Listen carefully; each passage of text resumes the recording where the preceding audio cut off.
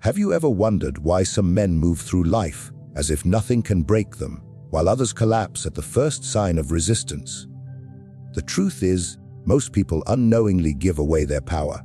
They become prisoners of approval, of comfort, of fear. But today, we reveal the untold secret that can make you unstoppable. Not through luck, not through chance, but through the cold, strategic power that Machiavelli himself understood. Men are not defeated by their enemies. They are defeated by their own chains they willingly place upon themselves. Look around you in the streets, in the palaces, even in the fields of battle, and you will see the same sickness spreading like a plague. Dependence. Not the dependence of a child upon his mother, for that is natural. I speak of the dependence of grown men upon approval, comfort, and the soft illusions that make them slaves. Most men are not ruled by kings or tyrants. They are ruled by the opinions of those around them.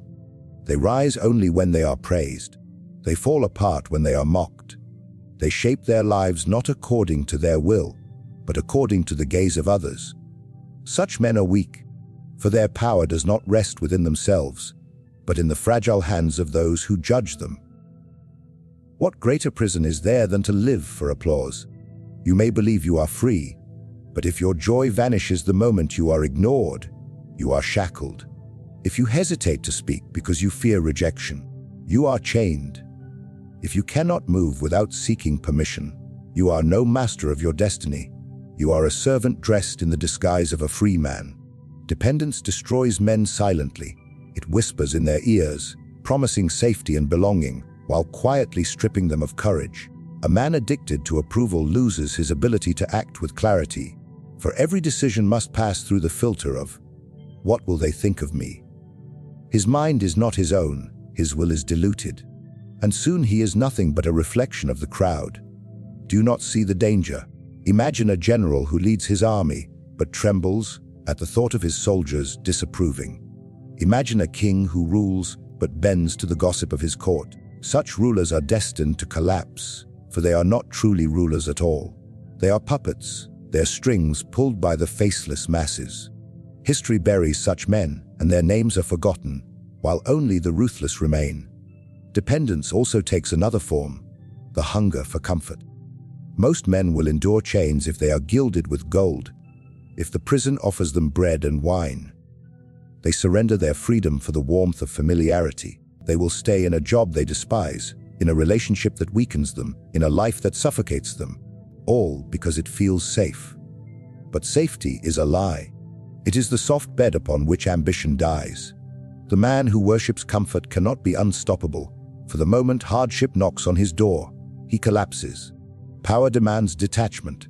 To break the weakness of dependence, you must stand alone, even when it terrifies you. You must learn to walk without applause, to endure silence without despair, to act without seeking approval. For when you no longer need their permission, their praise, or their comfort, you have taken your first step toward becoming unbreakable. Consider the wolf in the forest. He does not ask the rabbit for permission to hunt. He does not beg the herd to admire his strength. He acts because it is in his nature to act. He depends on no one's approval, and for that reason, he is feared. You must learn to be like the wolf, driven by inner necessity, not outward validation. The greatest men in history were those who understood this truth.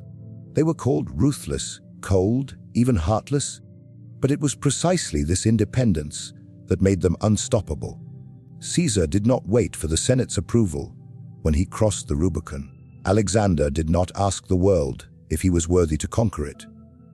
They moved because their will demanded it, not because the crowd permitted it. And when the dust of history settled, it was their names that endured, while the voices of their critics vanished into silence. Understand this.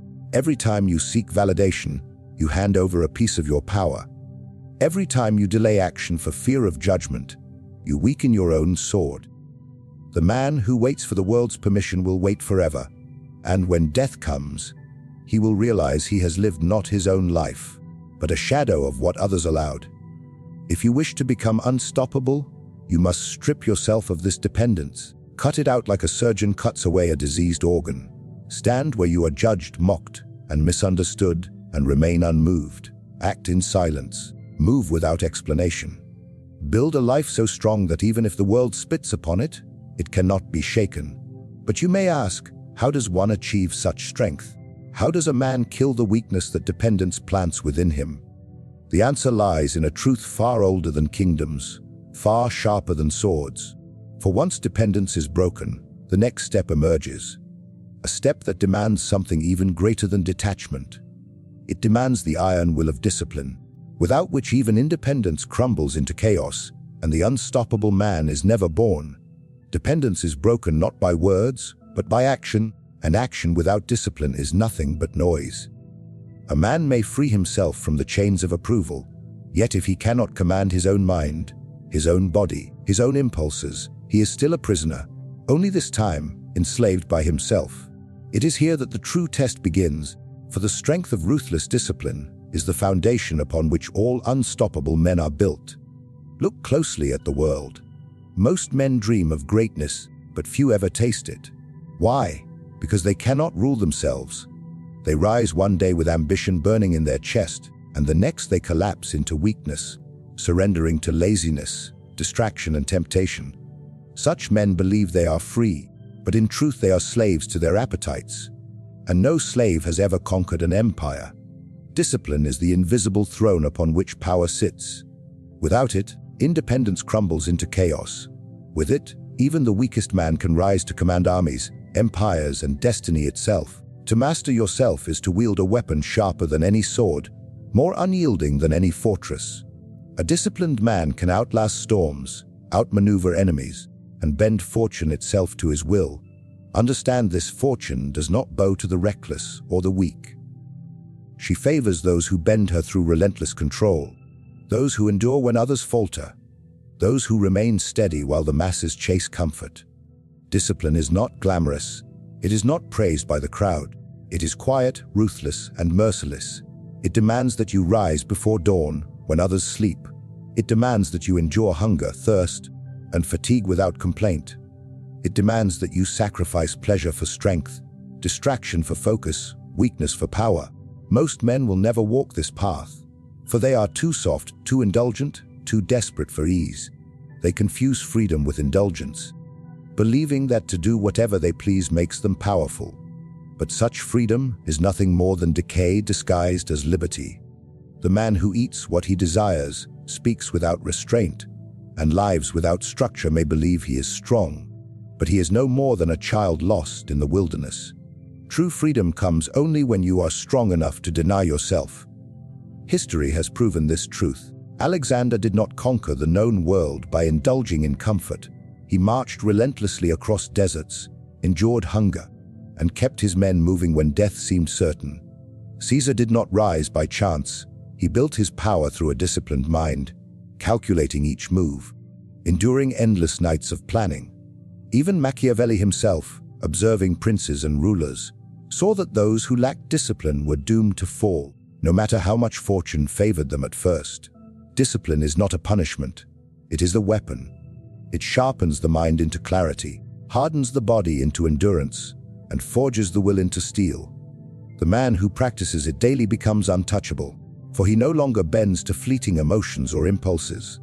He does not act from weakness, but from principle. He does not move when comfort whispers, but only when strategy demands it. He does not wait for perfect conditions, for he has learned that victory belongs to those who act, not those who hesitate. But ruthless discipline is not simply about enduring hardship. It is about commanding yourself with the same authority you wish to command others. If you cannot order yourself to rise at dawn, how can you expect to order men into battle? If you cannot resist the temptations of comfort, how can you resist the cunning of enemies? A man without discipline may have power for a moment, but he cannot keep it. Like water in open hands, it slips away, leaving him exposed and broken. And so, to become unstoppable, you must cultivate a discipline that is ruthless. Do not give yourself excuses, for excuses rot the will. Do not seek pity, for pity weakens the spirit. Do not allow yourself to be ruled by moods, for moods are fleeting and fragile. Instead, build a structure, a law within yourself, stricter than any law imposed by kings. Let your word to yourself be iron. If you command yourself to rise, you rise. If you command yourself to endure, you endure. If you command yourself to act, you act, without delay, without question, without hesitation. This ruthless discipline will set you apart from the masses. While they drift like leaves in the wind, you will stand like stone. While they collapse at the first taste of pain, you will advance through it. While they beg for comfort, you will grow stronger in discomfort. And soon, they will look upon you with a mixture of awe and fear, for you will embody what they could never achieve. Yet there is another layer to discipline, one that few dare to understand. It is not only the control of the body or the mastery of daily habits. It is also the discipline of the tongue, the discipline of thought, the discipline of presence. For a man who speaks too freely reveals his weakness. A man who thinks without control drowns in distraction. And a man who reveals his every intention is easily conquered. This, too, is discipline, the art of silence, of mystery, of withholding. For the disciplined man does not rush to reveal. He waits, he calculates, he conceals. And it is here that the path unfolds further. For once dependence is broken and discipline has been forged, a new power begins to emerge. Not the power of raw strength, nor the power of constant action, but a subtler, darker, and far more terrifying power. The power of silence, the power of mystery, the power that makes men fear what they cannot see and respect what they cannot understand. Discipline gives you strength, but strength alone does not make a man feared. A soldier may train his body, a scholar may discipline his mind, yet if all their thoughts, intentions, and weaknesses are laid bare for the world to see, they are already defeated before the battle begins. The man who reveals himself completely hands his enemies the very weapons that will destroy him. This is why silence and mystery are not merely virtues, they are instruments of power. The world is filled with men who speak too much. They pour their thoughts into the air, desperate to be heard, eager to be understood, and in their eagerness they reveal their vulnerabilities. Their words betray their desires, their fears, and their strategies. A single sentence, spoken carelessly, can undo years of careful planning. But the man who knows the discipline of silence is untouchable. For no one can strike what they cannot see, no one can anticipate what they cannot predict, and no one can conquer what remains hidden. A ruler who surrounds himself with mystery is always more feared than one who is transparent. When his court does not know where his loyalties lie, when his generals cannot predict his next move, when his enemies cannot discern his intentions, he holds the advantage. The uncertainty he creates paralyzes them, making them hesitate, doubt, and mistrust even their own allies. In politics, in war, in life itself, uncertainty is a weapon sharper than steel. Consider this: which man do you fear more?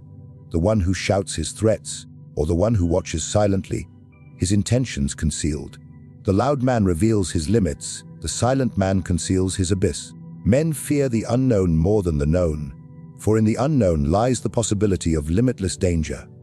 When you are silent, when your movements are cloaked in secrecy, you become that unknown force, and others treat you with caution, even reverence. Mystery magnifies power. A man of average strength who shrouds himself in silence appears far greater than he is. People fill the void of your silence with their own fears and fantasies, imagining depths and dangers that may not even exist. This illusion itself becomes reality, for men will act according to what they believe, not what is true. And so, you gain power not by effort, but by restraint, by saying less, by revealing little, by letting others build myths around you. History proves this again and again. Kings who cloaked their intentions in secrecy commanded more loyalty and fear than those who wore their hearts openly. Generals who moved their armies in silence struck greater terror into their enemies than those who boasted of their strategies. Even in the courts of power, men of few words commanded more respect than the most eloquent speakers. Why? Because silence forces others to listen. Mystery forces others to imagine. And imagination is often more terrifying than reality itself. Yet, silence and mystery are not merely defensive shields. They are offensive weapons. They allow you to shape the perceptions of others without ever revealing your hand. A word withheld can be more powerful than a speech delivered. A gesture unexplained can plant suspicion where none existed. A pause in conversation can leave men uneasy, wondering what you truly mean, what you truly intend.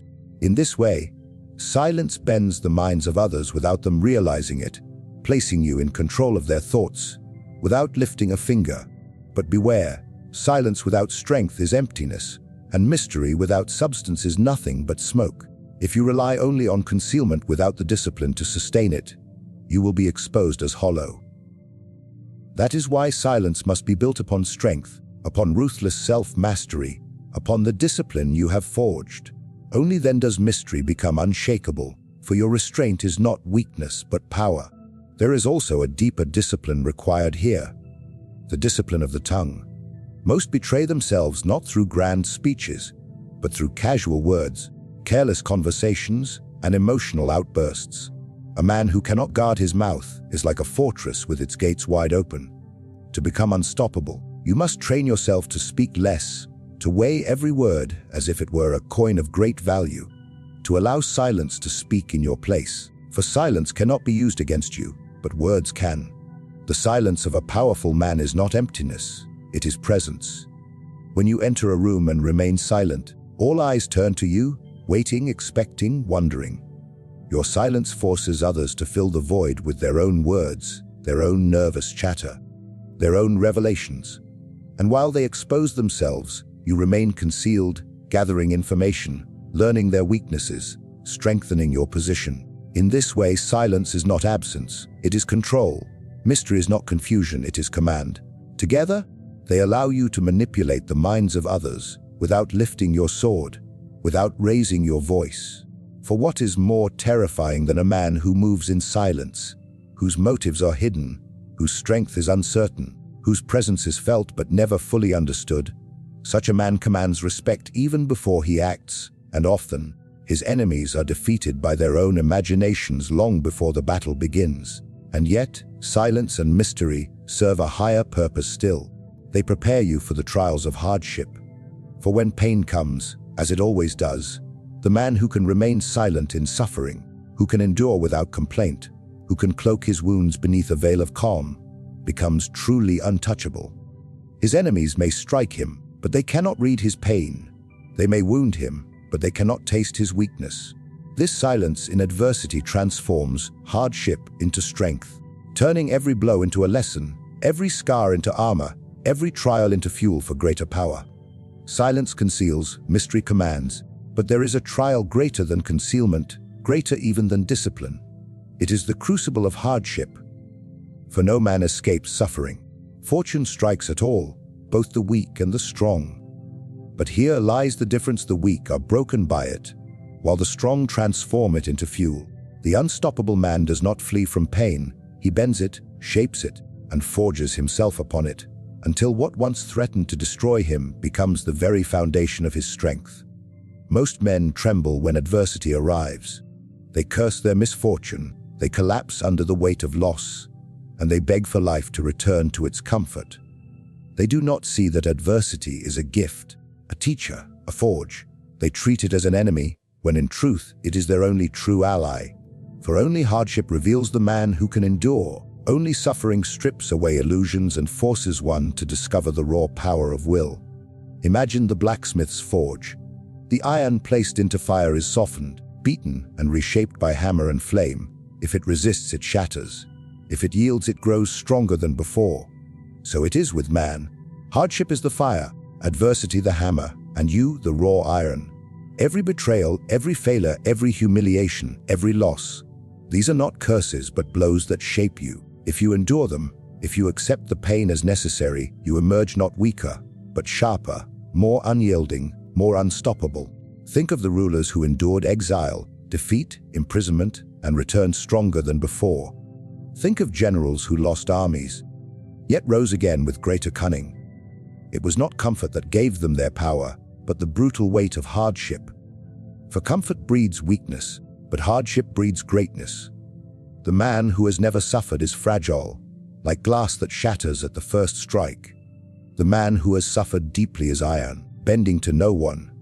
Yet understand, this hardship does not transform every man, only those who choose to wield it. Many are crushed by pain because they see themselves as victims, not apprentices.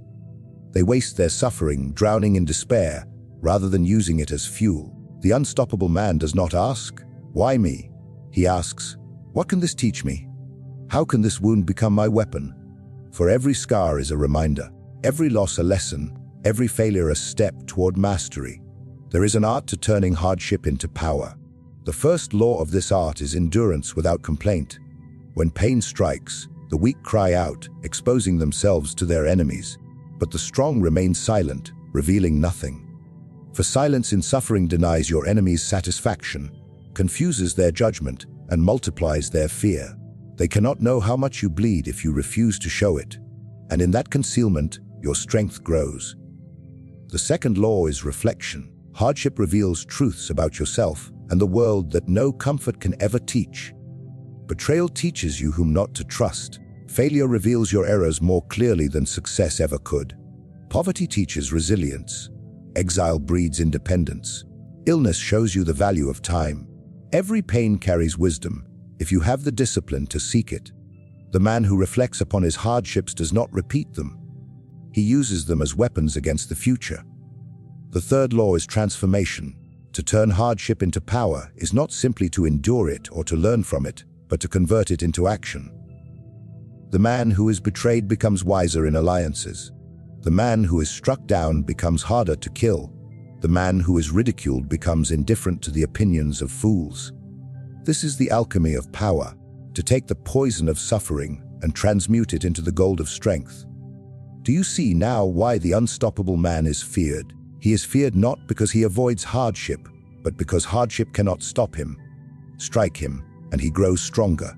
Betray him, and he becomes more cunning. Cast him into exile, and he learns independence. Wound him, and he hardened. Every attempt to break him only forges him further. Such a man cannot be defeated, for every defeat is simply another step in his ascension. But this transformation requires a ruthless truth. You must not pity yourself. Self-pity is the great thief of power, the voice that convinces you to waste your suffering.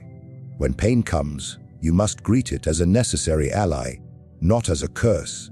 You must see it not as destruction, but as instruction. To do otherwise is to waste the very thing that could have made you invincible. And here is the final twist: hardship not only strengthens the body and the will, it cloaks the spirit in authority. Men respect those who have suffered and endured without crumbling. They sense an unspoken weight, a presence that cannot be faked. This is why the scars of hardship are not marks of weakness, but symbols of command. The man who has walked through fire and emerged standing speaks with a power greater than rhetoric, for his very existence is proof of endurance. This art, then, is not optional. It is essential. For suffering will come whether you wish it or not. Fortune will test you. Enemies will betray you. The world will wound you. But the question is not whether hardship will come. The question is whether you will allow it to destroy you, or whether you will bend it into your servant. And when you have learned this art, when you have mastered the ability to turn every trial into strength, you will find yourself standing above the wreckage of your past, untouchable, unstoppable, crowned not by comfort, but by the law you have written within yourself. Hardship has stripped you, tested you, and hammered you into steel. You have learned to suffer in silence, to transform wounds into weapons, to turn adversity into strength. But all of this, though powerful, remains incomplete without the final secret, the secret upon which every empire is built, and every unstoppable man must depend. It is the act of becoming your own authority. For the man who still bends to another's law, another's approval, another's judgment, has not yet freed himself. He is disciplined, yes. He is hardened, yes. But he is still ruled. And a man ruled by another cannot call himself unstoppable. The world is filled with men who possess strength, but lack sovereignty. They are capable, intelligent, and even courageous, but when the moment of decision comes, they hesitate. They wait for permission. They seek guidance from others. They look to the crowd, to tradition, to the rules of society, as if those rules were chains forged by the gods themselves. They do not realize that authority is a creation of men, and if it is created by men, it can be seized by men. To become unstoppable, you must seize it for yourself. You must become the lawgiver of your own life. No king can rule you. No court can silence you. No enemy can dictate your path. If you have crowned yourself as the highest authority in your own world, this is not arrogance. It is a necessity. For if you do not rule yourself, someone else will. What does it mean to become your own authority? It means that you no longer beg for permission to act. You no longer measure your worth by their praise or their condemnation. You no longer wait for conditions to be perfect, for approval to be given, for doors to be opened. Instead, you open them yourself. You dictate your principles, your laws, your path, and you live by them, whether the world applauds you or despises you. This truth terrifies most men, for it demands that you kill the comfort of following orders, the security of leaning upon others, the illusion of safety that comes from obedience. It demands that you stand alone, that you carry the weight of your choices without excuse, that you risk being hated, misunderstood, even feared. But this is the price of true power, for only he who accepts full sovereignty over himself can wield sovereignty over others. Consider the rulers who carved history into their image. They did not wait for approval from the weak. They did not seek validation from the crowd. They imposed their will upon the world and forced it to conform. Caesar crossed the Rubicon not because the Senate allowed him, but because he commanded himself to act.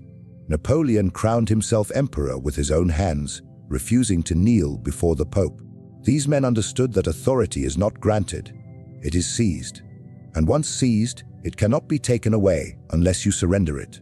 But becoming your own authority requires more than defiance. It requires clarity.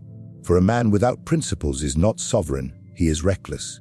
Authority is built upon the laws you set for yourself, laws stricter than those imposed by any ruler. When you decide what you will tolerate and what you will never tolerate, when you command yourself with absolute certainty, then you become unshakable. Others may try to sway you, tempt you, or threaten you, but your law stands above them. The greatest strength of this authority is that it frees you from the tyranny of opinion. When you are your own master, their judgment becomes irrelevant. They may praise you one day and condemn you the next, but their voices cannot alter your course. You no longer belong to the shifting winds of the crowd. You belong only to yourself, and this alone makes you untouchable. Yet there is a deeper dimension to this authority, its power to create. For once you cease waiting for others to decide your fate, you begin shaping it yourself. The unstoppable man does not drift with fortune. He bends fortune to his will. He does not wait for opportunity, he creates it. He does not wait for allies to appear, he forges them through command. Authority gives you the right to act not as a follower of destiny, but as its architect. But such authority comes with a cost, and the cost is isolation. To stand as your own law is to stand apart from the masses, to risk their resentment, to endure their whispers. They will call you arrogant, dangerous, even mad, for nothing terrifies the ordinary more than a man who refuses to kneel. And yet, it is precisely this isolation that strengthens you. For when you can walk alone without faltering, you are prepared to lead others, not as a servant of their desires, but as a master of your own. Authority, then, is the final test of power. Discipline forged your strength, silence cloaked your intent, hardship hardened your soul. But authority crowns you with sovereignty. It is the moment when you cease being shaped by the world and begin shaping it yourself. And once you have seized it, once you have placed the crown upon your own head, no force can strip it from you unless you bow willingly. This is why the unstoppable man does not live by borrowed laws, does not beg for borrowed crowns, does not submit to borrowed truths. He speaks with the weight of his own decree. He moves with the certainty of his own command, and he stands with the authority of a ruler, even if no throne exists beneath him. For authority is not the throne itself, but the will to declare, "I am the law unto myself." And when a man has reached this height, when he has torn away dependence, mastered discipline, embraced silence, transformed hardship, and crowned himself with sovereignty, he begins to touch upon a force far greater than himself. A force that extends beyond approval, beyond suffering, beyond even life itself. For the man who has become his own authority no longer fears death, no longer fears loss, no longer fears the judgment of men. He becomes a force of nature, a will that bends all else, and his power flows into something eternal, something beyond flesh and beyond time. Now you have seen the path unveiled.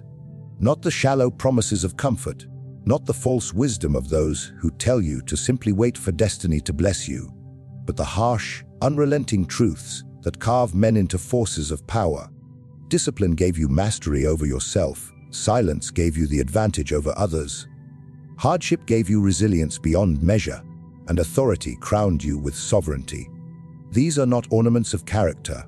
They are weapons, forged in fire and sharpened by struggle. But here lies the greater truth: the man who possesses them all ceases to be a mere man. He becomes a force. He walks not as a servant of fortune, but as its master. He bends the world, not with noise or empty speeches, but with presence, with action, with a will so immovable that others feel it before he speaks a word. He is feared, respected, and, above all, untouchable. This is what it means to be unstoppable. Not to live without obstacles, but to be the one who transforms obstacles into steps, enemies into fuel, and time itself into an ally. The unstoppable man is not carried by the tide of history. He is the storm that redefines its course. His victories are not given, they are seized. His power is not borrowed, it is owned. His life is not dictated, it is authored by his own hand. And now, the question falls upon you: will you remain as ordinary, bound by permission, weakened by noise, softened by comfort, and ruled by others? Or will you take what has been revealed, strip yourself of weakness, embrace silence, endure hardship, crown yourself with authority, and step forward into the realm of the few? The realm of those who cannot be broken, who cannot be silenced, who cannot be stopped. For history remembers only those who dared to claim their sovereignty. The rest vanish into dust, forgotten, obedient, replaceable. But the unstoppable man, he becomes legend.